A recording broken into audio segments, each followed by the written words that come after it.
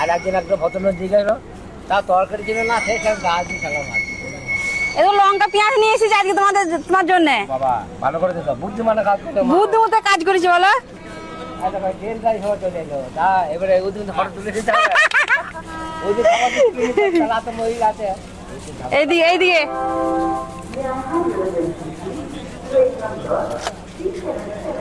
দাঁড়াও। হ্যাঁ হ্যাঁ হ্যাঁ হ্যাঁ, কি বলছো? ওইখানে কটা আছে না? আমি নিজে রান্না করেছি, নিজের হাতে রান্না করেছি, বুঝেছো? হ্যাঁ দেখো আবার। আর মাংসর ঝোল, তুমি মাংস ঝোলটা খেয়ে কত সুন্দর টেস্ট হয়েছে, দেখো খেয়ে আমাকে বলো।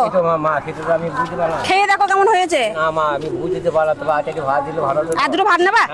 এই তো ভাত দাও, সারাদিনে খিদে আশা করে মারবো। হ্যাঁ কিছু টাকা ভাত নিয়েছে, মাংস ঝোল যখন পেয়েছি, হ্যাঁ মাংস ঝোল যখন পাচ্ছ তাহলে তো খেতে হবে না।